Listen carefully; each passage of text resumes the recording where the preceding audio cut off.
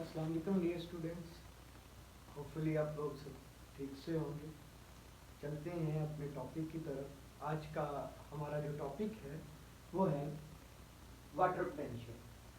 हमने कल वाले लेक्चर के अंदर डिस्कस किया था ट्रांसपोर्टिंग प्लांट, तो उसी चीज़ को, उसी कॉन्सेप्ट को क्लियर करने के लिए आगे ये जो आज की हेडिंग है ये है वाटर पोटेंशियल। वाटर पोटेंशियल होता क्या है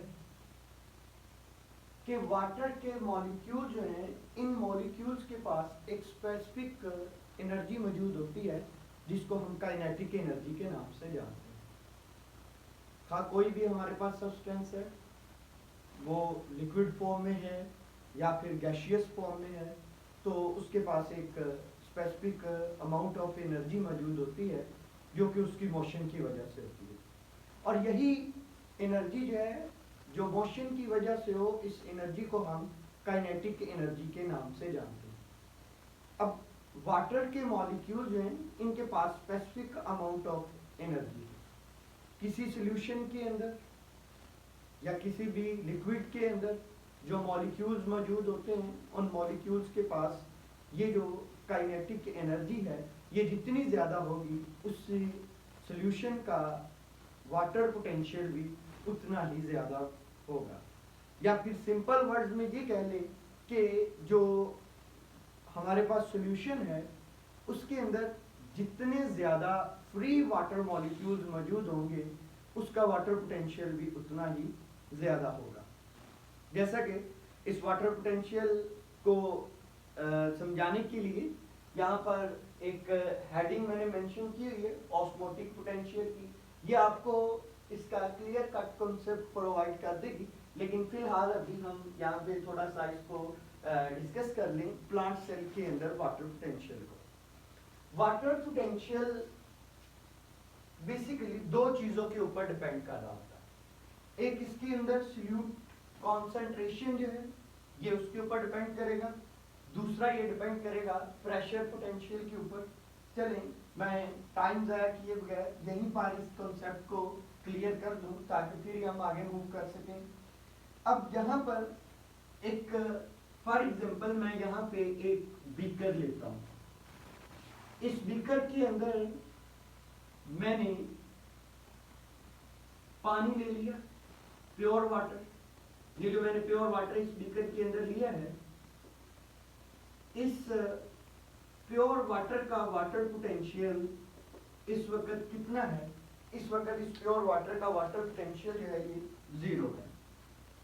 प्योर वाटर चूंकि इसके अंदर कोई भी किसी किस्म का बाइंडिंग सब्सटेंस या ऐसा सब्सटेंस ऐड नहीं हुआ जो वाटर के मॉलिक्यूल के साथ अट्रैक्शन शो करे, तो जब किसी किस्म की अट्रैक्शन नहीं हो रही तो इसका मतलब है कि तमाम वाटर के मॉलिक्यूल जो हैं वो फ्रीली मूव कर रहे हैं। तो इन वाटर मॉलिक्यूल्स की ये जो फ्री मूवमेंट है, ये जितनी ज़्यादा होगी उतना ही उस सॉल्यूशन का या फिर ये हमने जो वाटर लिया है उसका वाटर पोटेंशियल भी उतना ही ज़्यादा होगा।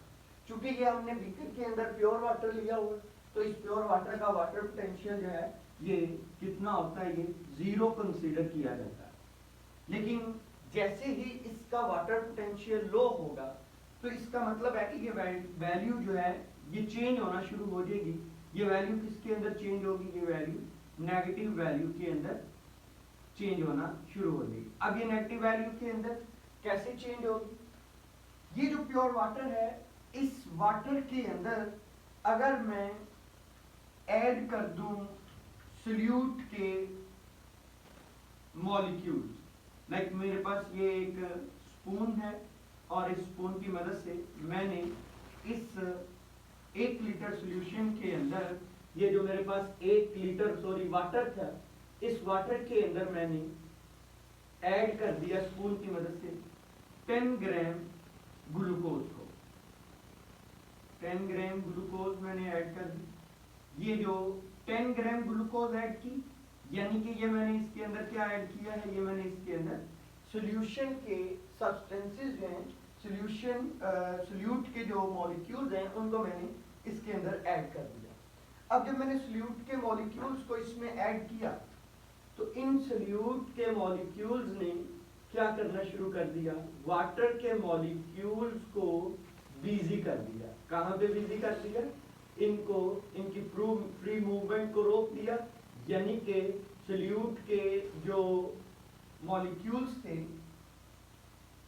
इन मॉलिक्यूल्स ने वाटर के मॉलिक्यूल्स के साथ बॉन्ड बनाना शुरू कर दिया। तो जैसे ही इन्होंने बॉन्ड बनाया तो अब वाटर के फ्री मॉलिक्यूल अवेलेबल नहीं है, वाटर के फ्री मॉलिक्यूल जो है उनकी मिकदार के अंदर कमी आ चुकी है। तो ये जो इनकी मिकदार में कमी आ रही है, ये फिर इसके वाटर पोटेंशियल को भी क्या कर देगी, इसको भी जीरो से लो करते हुए नेगेटिव के अंदर इसकी वैल्यू को चेंज कर देगी। ऑलमोस्ट जितने भी हमारे पास सॉल्यूशंस होते हैं, इन तमाम सॉल्यूशंस का जो वाटर पोटेंशियल है, जिसको हम साई और इसकी बेस पर यहाँ पे W लगाकर शो करते हैं, ये वाटर पोटेंशियल क्या होगा इनका, ये वाटर पोटेंशियल नेगेटिव होगा, क्योंकि सॉल्यूशन तब तक नहीं बनता जब तक उसके अंदर सोल्यूट ऐड ना हो। तो जैसे ही उसके अंदर सोल्यूट ऐड हो जाए तो ऑटोमेटिकली जो वाटर के फ्री मॉलिक्यूल्स हैं वो अवेलेबल नहीं होते। तो जब वाटर के फ्री मॉलिक्यूल्स हैं अवेलेबल ना हो या फिर उनकी मिकदार के अंदर कमी आ जाए तो उसका वाटर पोटेंशियल जो है वो भी क्या हो जाएगा, वो भी जीरो से चेंज होकर नेगेटिव के अंदर बदल जाएगा। अब हमने कल ऑस्मोसिस की डेफिनेशन डिस्कस की थी, वहां पे हमने कहा था कि वाटर मूव करता है अपनी हाई कंसंट्रेशन वाले एरिया से लो कंसंट्रेशन वाले एरिया की तरफ। तो यहाँ पर वाटर पोटेंशियल की बेस पर भी हम ऑस्मोसिस को डिफाइन कर सकते हैं। किस तरह से इसको डिफाइन किया जाएगा कि movement of water molecules, osmosis की डेफिनेशन किस तरह से की जाएगी कि movement of water molecules, water के मॉलिक्यूल्स की जो मूवमेंट है from the region of lower water potential, मैं रिपीट करता चलूं, मूवमेंट ऑफ वाटर मॉलिक्यूल्स, पानी के मॉलिक्यूल्स की जो मूवमेंट है कहां से कहां पर, from the region of, from the region of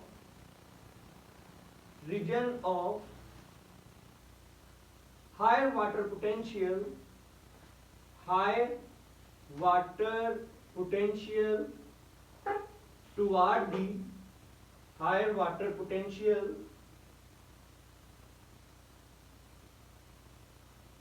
toward the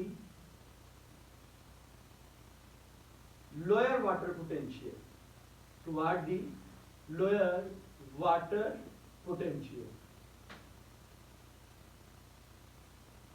पानी के मॉलिक्यूल्स मूव कर रहे हैं किस साइड से, ऐसे एरिया से जहां पर उनके वाटर पोटेंशियल जो है हाई है, और उस साइड पर मूव करेंगे जहां पर वाटर पोटेंशियल जो है ये क्या है, ये लो है।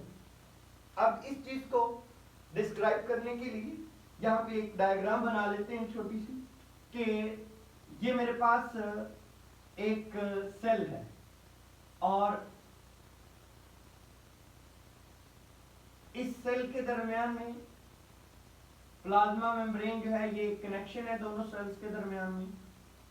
अब ये दो सेल्स की प्लाज्मा मेम्ब्रेन है, यहाँ पर जो वाटर मौजूद है या सॉल्यूशन मौजूद है, जिसको हम वैसे तो प्रोटोप्लास्ट कहते हैं इसको सेल का, तो इस प्रोटोप्लास्ट के अंदर वाटर का सॉल्यूशन पड़ा हुआ, ये इसका वैक्यूल है। अब इस सेल के अंदर अगर तो वाटर पोटेंशियल क्या है, हाई वाटर पोटेंशियल है, और इस सेल के अंदर वाटर पोटेंशियल क्या है, इस सेल में लो वाटर पोटेंशियल है, तो पानी के मॉलिक्यूल्स क्या करेंगे, अपनी हाई वाटर पोटेंशियल वाले एरिया से लो वाटर पोटेंशियल वाले एरिया की तरफ मूव करेंगे। तो मैं अभी आपसे ये बात डिस्कस करके आया था कि ये प्योर वाटर जो होता है उसका वाटर पोटेंशियल हाई होता है। तो इसका मतलब है कि जितना हम वाटर के अंदर सोल्यूट ऐड करते रहेंगे उतना ही उसका वाटर पोटेंशियल जो है वो डिक्रीज होता रहेगा। जैसा कि इसको हम इस एक और डायग्राम की मदद से समझ लेते हैं कि मैं दो सॉल्यूशन अगर बनाना चाहूँ कि मेरे पास एक बीकर मौजूद है, इस बीकर के अंदर मैंने पानी ले लिया और 1 लीटर पानी लेने के बाद मैंने इसके अंदर इन दोनों बीकर्स के अंदर मैंने सोल्यूट को ऐड किया। अब दोनों बीकर्स के अंदर वाटर की अमाउंट जो है ये सेम है, यानी कि दोनों के अंदर जो वाटर के मॉलिक्यूल्स की वाटर की जो लीटर के अंदर अमाउंट है वो सेम है।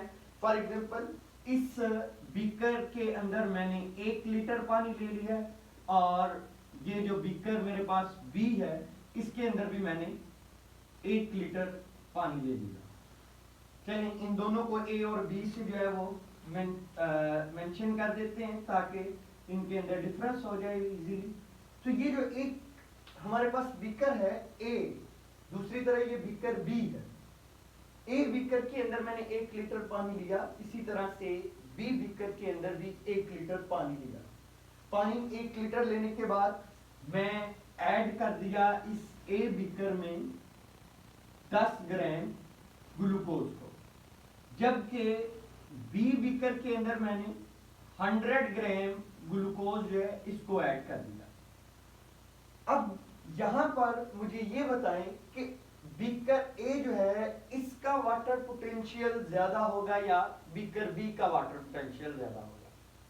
चलिए मैं इस चीज को डिस्क्राइब करता हूं कि मैंने बताया कि जैसे जैसे हम प्योर वाटर के अंदर सोल्यूट की मिकदार बढ़ाते जाएंगे वैसे वैसे उसका जो वाटर पोटेंशियल है वो भी क्या होता जाएगा, वो लो होता जाएगा। तो हमारे पास बीकर ए जो है इसके अंदर 10 ग्राम ग्लूकोज ऐड की गई है, यानी कि इसका प्योर वाटर का वाटर पोटेंशियल लो हो गया जब हमने 10 ग्राम ग्लूकोज ऐड की। तो ये भी हमारे पास प्योर वाटर था, इसके अंदर हमने 10 ग्राम की बजाय 100 ग्राम ग्लूकोज ऐड की। तो जब हमने इस सोल्यूट को इस ग्लूकोज को बीकर बी में ऐड किया तो इसका वाटर पोटेंशियल भी लो हो गया, यानी कि वैल्यू नेगेटिव के अंदर चली गई। अब इन दोनों के अंदर ज्यादा हमारे पास वाटर पोटेंशियल लो किसका होगा, ए का या बी का? तो इसका आंसर है कि बी का वाटर पोटेंशियल ज्यादा लो होगा। क्यों ज्यादा लो होगा?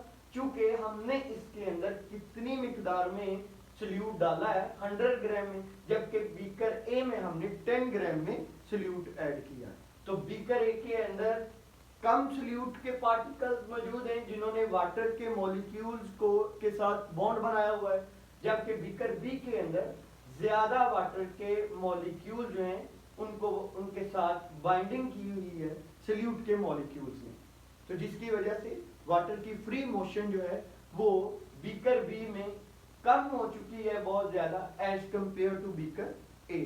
तो इस लिहाज से फिर हमारे पास इस बीकर बी का वाटर पोटेंशियल जो है ये क्या होगा, ये लो होगा, जबकि बीकर ए का वाटर पोटेंशियल जो है ये क्या होगा, हाई होगा। और इन दोनों का वाटर पोटेंशियल प्योर वाटर की निस्बत बहुत ज्यादा लो है, क्योंकि प्योर वाटर का पोटेंशियल कितना होता है, 0 होता है। तो यहीं से चूंकि हमने सोल्यूट भी ऐड कर दिया, तो यहीं से हमारे पास ये अगली हेडिंग जो है इसको डिस्क्राइब कर लेते हैं, जिसको हमने ऑस्मोटिक पोटेंशियल या सोल्यूट पोटेंशियल का नेम दिया हुआ है। ये एक्चुअली है क्या, major of change in water potential, यानी कि वाटर पोटेंशियल के अंदर जो तब्दीली पैदा हो रही है उसको मेजर करने का जो हमारे पास तरीकेकार है। अब ये चेंज वाटर पोटेंशियल के अंदर क्यों पैदा हुई, दोबारा से पढ़ ले, measure of change in water potential of a system due to solute molecules. किस वजह से ये चेंज पैदा हुई, ये सोल्यूट के मॉलिक्यूल्स की वजह से चेंज प्रोड्यूस हुई। यानी कि जैसा कि ये बीकर की एग्जांपल ली कि हमने जैसे ही इसके अंदर सोल्यूट ऐड किया तो इस सोल्यूट के ऐड होने से इसका वाटर पोटेंशियल क्या हो गया, चेंज हो गया। तो ये जो सोल्यूट के मॉलिक्यूल्स की वजह से वाटर पोटेंशियल चेंज हो रहा है, इसको हम किसके नाम से जानते हैं, इसको ऑस्मोटिक पोटेंशियल के नाम से जानते हैं। लेकिन होपफुली ये दोनों वाटर पोटेंशियल और ऑस्मोटिक पोटेंशियल यानी कि सोल्यूट पोटेंशियल जो है ये क्लियर हो चुके होंगे। आगे चलते हैं, अगली हेडिंग है pressure potential. What is pressure potential? This pressure potential exerted by the protoplast, यानी कि ये हमारे पास जो सेल है, अब इस सेल के अंदर जब पानी ऐड हुआ तो पानी ऐड होने की वजह से अंदर वाटर के मॉलिक्यूल्स की कॉन्सेंट्रेशन जो है ये ज्यादा होगी। तो जब वाटर के मॉलिक्यूल्स की कॉन्सेंट्रेशन ज्यादा होगी तो ये पानी के मॉलिक्यूल सेल की दीवारों पर, यानी कि ये सेल की दीवार है तो इसकी ये दीवारों के ऊपर क्या करेंगे, ये फोर्स लगाएंगे।